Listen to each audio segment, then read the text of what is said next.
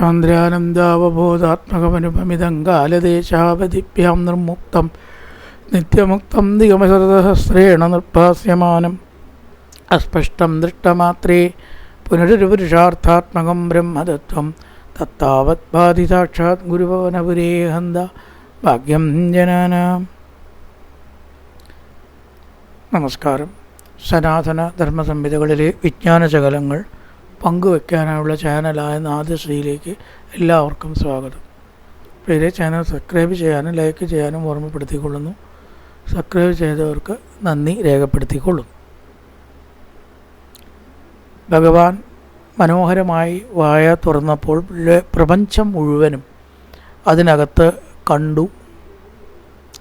അതിലൊരു ഗോകുലവും അതിലൊരു യശോദയും അതിലൊരു ഉണ്ണീഷ്ണയും കണ്ടു. ആ ഉണ്ണികൃഷ്ണൻ്റെ വായിൽ വീണ്ടും ഒരു ഗോകുലം, അതിൽ യശോദ എന്ന ക്രമത്തിൽ വളരെയേറെ ബ്രഹ്മാണ്ടങ്ങളുടെ ഒരു പ്രതിബിംബം പോലെ കണ്ടു. വികസത് ഭുവനേ മുഖോദരേ നനുഭൂയോപി തഥാവിധാനന. തുറന്നതായിട്ടുള്ള വായിൽ വീണ്ടും വീണ്ടും വീണ്ടും വീണ്ടും ഗോകുലങ്ങളും, അതിലൊരു യശോദ, അതിലൊരു കൃഷ്ണൻ, അതിലൊരു ഗോകുലം, അതിലൊരു യേശുകൃഷ്ണൻ, അതിലൊരു ഗോകുലം, അതിലൊരു കൃഷ്ണൻ. ഓരോ കൃഷ്ണനിൽ ഗോകുലുണ്ട്, ഗോകുലത്തിൽ കൃഷ്ണൻ ഉണ്ടാവും. ആ കൃഷ്ണൻ്റെ ഈ കാണിച്ചൊക്കെ ഉണ്ടാവുമല്ലോ. എത്ര കൃഷ്ണനാണ് കണ്ടത് നിശ്ചല, അത്ര കൃഷ്ണനെയും കണ്ടു.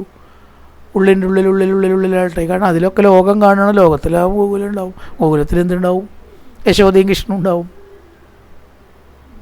ആ ലോകം കണ്ട അതിലൊരു കൃഷ്ണൻ. ആ ലോകത്തിൽ ഇങ്ങനെ അനവധി പ്രതിബിംബം പോലെ അനയാസ്ഫുടമീക്ഷിതോ ഭവാൻ അനവസ്ഥാൻ ജഗദാംബദാതനോ. അനവസ്ഥ, ഇൻഫിനിറ്റി എന്ന് പറയാം ഇംഗ്ലീഷിൽ. അന്തമേ ഇല്ലാത്ത, എൻഡ്ലെസ് ആയിട്ടുള്ള ലോകങ്ങളുടെ അവസ്ഥ കണ്ടു. അനവസ്ഥാൻ ജഗദാംബദ, ആശ്ചര്യം. അങ്ങനെയുള്ള അത്ഭുതങ്ങളൊക്കെ കൃഷ്ണാവതാരത്തിൻ്റെ പ്രത്യേകതകളാണെന്നാണ് ചിലർ പറയണത്. വേറൊരു ഈശ്വരൻ്റെയോ ദേവിയുടെയോ ഒന്നും ഇങ്ങനെയൊന്നും കാണില്ല.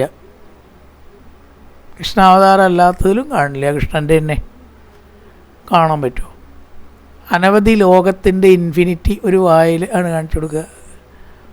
വേറൊരു അവതാരത്തിലും അത് കാണിച്ചു കൊടുത്തില്ല. അപ്പം അതൊക്കെ കൃഷ്ണാവതാരത്തിൻ്റെ പ്രത്യേകതകളാണ്. അനവസ്ഥാഞ്ചകദാംബത ആതനോത്, കാണിച്ചു കൊടുത്തു, വിശദമാക്കി. വികസത് ഭുവനേ മുഖോദരേ. മുഖോദരേ, വായ്ക്ക് ഉള്ളിൽ, ഉദരം എന്ന് പറഞ്ഞാൽ ഉള്ളിൽ.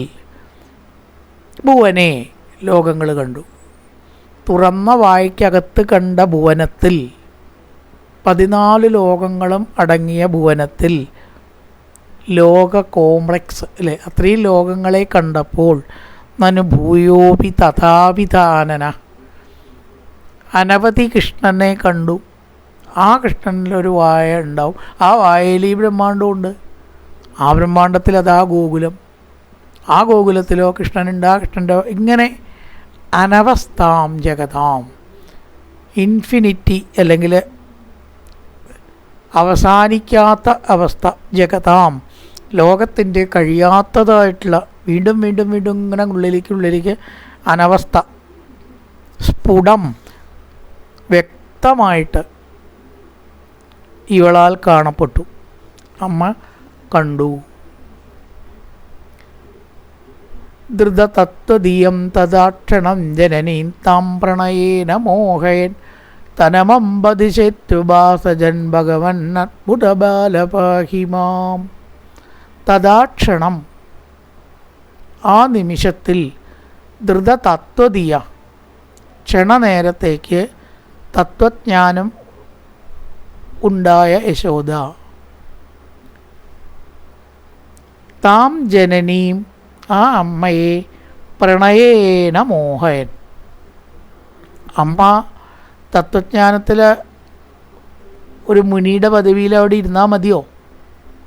പിന്നെ അവിടുന്ന് ഒന്നും ഉണ്ടാവില്ല. അപ്പം തന്നെ മുക്തി പ്രാപിക്കും അല്ലേ, സമാധിയായാൽ.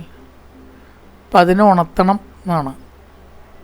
ഭഗവാൻ സ്നേഹം കൊണ്ട് അമ്മയെ മുലപ്പാൽ വേണം എന്നൊരൊറ്റ കരയിൽ. കുട്ടിയത് പറയുമ്പോൾ അമ്മയ്ക്ക് ക്ഷമ ഉണ്ടാവുമോ കൊടുക്കാതിരിക്കാൻ? ഹേ അംബ സ്തനം ദിശ, എനിക്ക് മുലപ്പാൽ തരൂ അമ്മേ, വിശക്കണൂന്ന് പറഞ്ഞതും ഈ കണ്ടത് മുഴുവനും മറന്നു. ഇതി ഉപാസജൻ ഹേ ഭഗവൻ. അങ്ങനെയുള്ളതായിരിക്കുന്ന സർവേശ്വര, അത്ഭുത ബാല, എന്തൊരത്ഭുതമാണ് നീ പറയാനുണ്ടോ വേറെ അത്ഭുതങ്ങൾ? ഭഗവാനെ എന്നെ രക്ഷിക്കണമേ എന്ന് പ്രാർത്ഥിച്ചുകൊണ്ട് കവി ദശകം അവസാനിപ്പിച്ചിരിക്കുകയാണ്. ഇത് എന്തിനെ കാണിക്കണു എന്ന് ചോദിച്ചാൽ, ഉപാസകൻ ബ്രഹ്മത്തിലേക്ക് ഉയരുന്നതായിട്ടും പ്രപഞ്ചത്തിലേക്ക് താഴുന്നതായിട്ടും പല കുറി അങ്ങനെ ഉണ്ടായിട്ടാണ് ബ്രഹ്മത്തിലെത്തുള്ളൂ എന്നാണ്.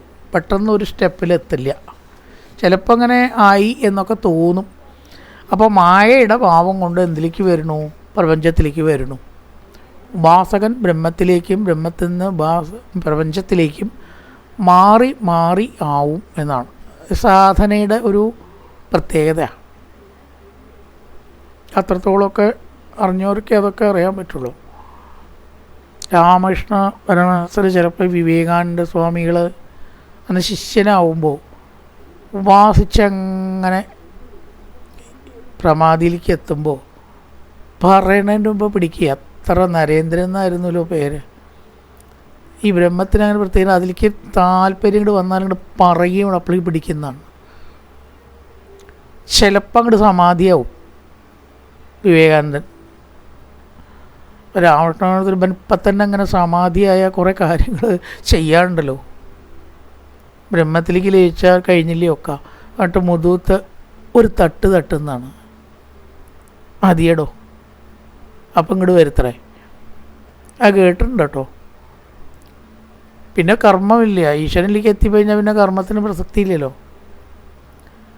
അപ്പം അങ്ങനെ ആവരുതെന്ന് വിചാരിച്ചിട്ട് ഇടയ്ക്ക് ഒരു തട്ടി ഇങ്ങോട്ട് തന്നെ കൊണ്ടുവന്നിട്ടുണ്ട് എന്നാണ് പറയുന്നത്. കർമ്മത്തിൽ നിന്ന് വിട്ടാൽ പിന്നെ ലോകം നടക്കില്ല. അപ്പോൾ വളരെയേറെ നമ്മൾ ഒന്നിലേക്ക് ശ്രദ്ധിച്ച് സാധനയിലേക്ക് നീങ്ങിയാൽ അത് നമ്മളെ പിടിച്ചു വയ്ക്കും.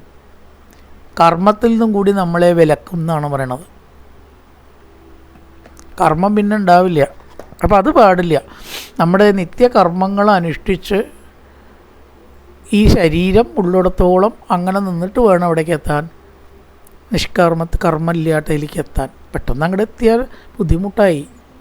അവർക്ക് പിന്നെ ഒന്നും ഉണ്ടാവില്ല. രാവുമില്ല, പകലുമില്ല, സന്ധിയില്ല, വിശപ്പില്ല. അങ്ങനെയൊക്കെ ആവുമ്പോൾ സാധാരണ അതൊരു ജീവിതത്തിന് ബുദ്ധിമുട്ടാവും എന്നുള്ളത് കൊണ്ടാണ് അത്രത്തോളം അങ്ങോട്ട് എത്തുമ്പോൾ ഇങ്ങോട്ട് വരുത്താൻ പണ്ട് ചില പണികളൊക്കെ ചെയ്തിരുന്നു എന്നാണ്.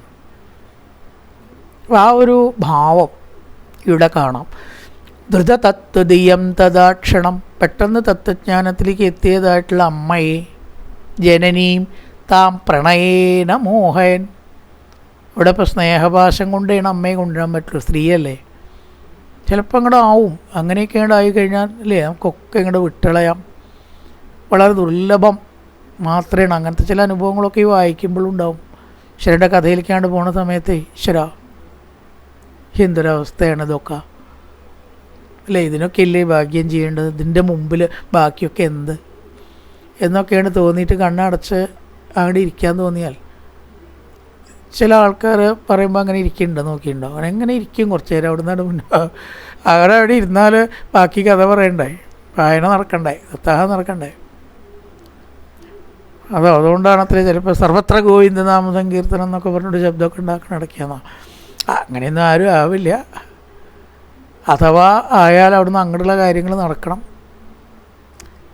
ഹം ബ്രഹ്മ പരന്താമ എന്ന് ലാസ്റ്റ് ദിവസം അവിടെ പറഞ്ഞ എല്ലാവരും അവിടെ ഇരുന്നാലോ? ഇരിക്കൊന്നുമില്ല, അത് വേറെ കാര്യം. അപ്പോൾ സംഗതി ബുദ്ധിമുട്ടാവും. അപ്പോൾ അതുകൊണ്ട് ഈ ഭജന, ഈ പ്രപഞ്ചത്തിലേക്കുള്ള വരുത്തൽ, കൊട്ട്, പാട്ട് ഇതൊക്കെ നമ്മളെ മുഴുവൻ അങ്ങോട്ട് വിടാതിരിക്കാനാണ് എന്നാണ്. ചില കുട്ടികൾ അങ്ങനെ ഉണ്ട് കേട്ടോ. അങ്ങനെ വിട്ടാണ് നമ്മൾ അല്ലാണ്ട് അവരെ വിട്ടാൽ അവരവിടെ പോവുകയാണ്. അപ്പം അതുകൊണ്ടാണ് ആ ഒരു അവസ്ഥയാണ് സത്യത്തിലിവിടെ തനമമ്പതിശേത്യുപാസജൻ. അമ്മയെ മുലപ്പാൽ തരൂ കേട്ടോ, വിശക്കണു എന്ന് പറയും. പിന്നെ അമ്മയ്ക്ക് ഉണ്ടോ മനസ്സിരിക്കണം, വേഗം പ്രപഞ്ചത്തിലേക്ക് വന്നു. ഭഗവൻ അത്ഭുത ബാലപാഹിമാം. ചിലപ്പോൾ എല്ലാം അങ്ങോട്ട് വിട്ട പോലെ നമുക്കങ്ങോട്ട് തോന്നി ചാരും. അടുത്ത നിമിഷം ഈ പ്രപഞ്ച ചിന്തകൾ അല്ലെങ്കിൽ പ്രപഞ്ചത്തിൻ്റേതായിട്ടുള്ള അവസ്ഥകൾ നമ്മളെ ഇങ്ങോട്ട് തന്നെ കൊണ്ടുവരുന്നു.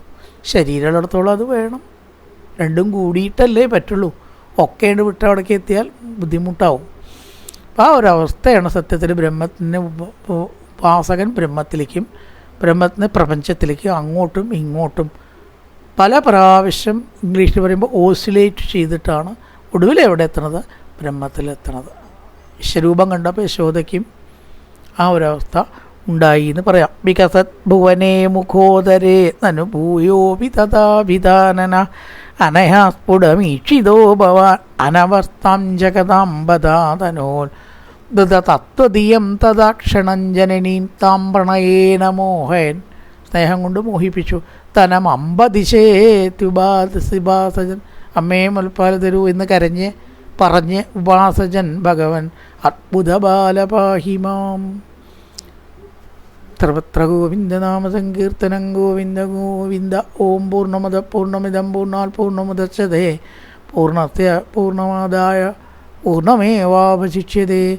ഓം ശാന്തി ശാന്തി ശാന്തി. ഹരി ഓം ശ്രീ ഗുരുഭ്യോ നമഃ. ഹരി ഓം.